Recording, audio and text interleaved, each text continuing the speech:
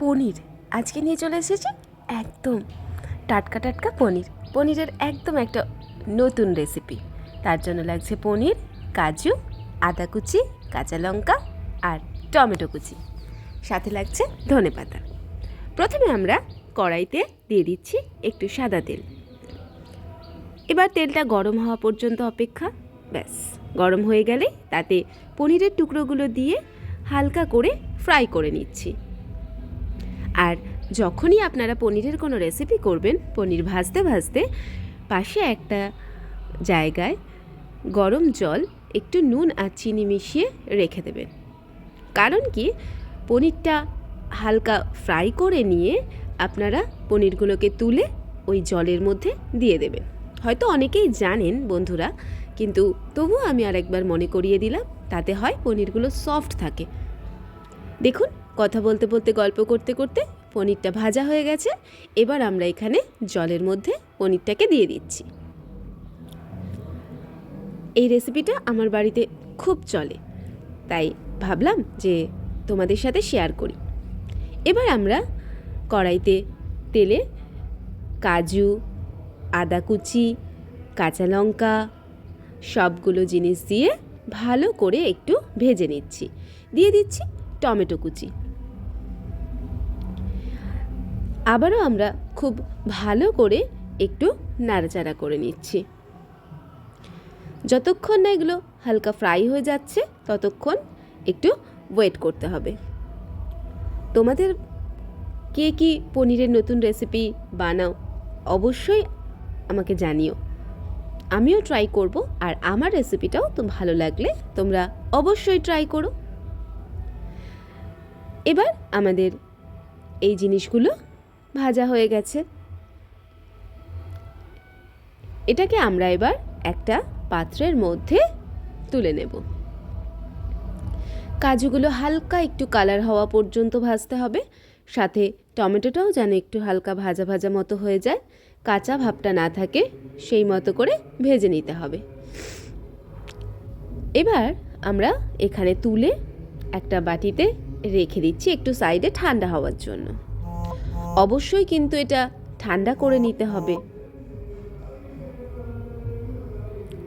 আমরা একটা পাত্রে এগুলোকে সমস্তটাকে তুলে নিয়ে রেখে দিচ্ছি। এবার আমরা কড়াইতে যে তেল আছে তার মধ্যে অল্প একটু পেঁয়াজ ঠিক একইভাবে ভেজে নিচ্ছি। পেঁয়াজ যদি কেউ না চান তো অ্যাভয়েড করতে পারেন, পেঁয়াজ ছাড়াও এটা খুবই স্বাদ লাগে, আবার চাইলে পেঁয়াজ ইউজও করতে পারেন। এবার ঠান্ডা করার পরে সমস্ত কিছু দিয়ে ধনেপাতা দিয়ে ভালো করে আমরা মিক্সিতে ব্লেন্ড করে একটা পেস্ট বানিয়ে নিয়েছি। এবার আমরা সাদা তেলের মধ্যে দিয়ে দিচ্ছি অল্প একটু বাটার। খুব বেশি বাটার আমরা এখানে দিচ্ছি না, ঘি বা বাটার আমরা কোনোটাই ইউজ করছি না। অল্প একটু বাটার দিয়ে এবার আমরা দিচ্ছি শুকনো লঙ্কা, তেজপাতা, এলাচ, দারচিনি। ভালো করে আমরা এবার ভাজা ভাজা করে নিচ্ছি। ফোড়নের উপকরণগুলো হালকা ভেজে নিচ্ছি। যখন দেখবেন এখান থেকে সুন্দর গন্ধ বেরিয়ে গেছে, তখন আমরা ওই বানিয়ে রাখা পেস্টটা এর মধ্যে দিয়ে দেব। এবার খুব ভালো করে এটাকে কষাতে হবে, কারণ মশলা কষানোর ওপরই তো রান্নার আসল স্বাদ, তাই না বন্ধুরা? এবার দিয়ে দিচ্ছি অল্প একটু লঙ্কার গুঁড়ো। যারা ঝাল ঝাল খেতে পছন্দ করেন তারা একটু বেশি দেবেন, আমরা খুব বেশি ইউজ করছি না, যেহেতু আমরা কাঁচা লঙ্কা ইউজ করেছি। দিয়ে দিলাম অল্প একটু জিরের গুঁড়ো, দিয়ে দিলাম নুন পরিমাণ মতো, দিলাম চিনি। এবার খুব ভালো করে আমরা বেশ কিছুক্ষণ ধরে নাড়াচাড়া করব। আর গ্যাসের ফ্লেমটাকে আমরা একটু কমিয়ে দেব। একটু সময় নিয়ে বন্ধুরা রান্নাটা করবেন, আর যত্ন করে কোনো কিছু করলে অবশ্যই সেটা ভালো হয়, তাই তো? এবার আমরা জল থেকে পনিরগুলোকে এই বাটিতে তুলে নিচ্ছি। বেশ কিছুক্ষণ পনিরগুলো ভেজানো ছিল, এবার আমরা তুলে পনিরগুলোকে মশলার মধ্যে দিয়ে দিলাম। যখন দেখলাম মশলা থেকে তেল ছেড়ে গেছে তখন আমরা পনিরগুলোকে কিন্তু অ্যাড করে দিলাম। ভালো করে আবারও নাড়াচাড়া করে নিচ্ছি। এত সুন্দর একটা গন্ধ বেরায়, মানে আপনারা ভাবতেই পারবেন না যে কতটা টেস্টি হয় এটা খেতে। করে অবশ্যই কিন্তু জানাবেন কেমন লাগলো রেসিপিটা। দেখুন সাইড দিয়ে কেমন মশলা থেকে তেল ছেড়ে গেছে।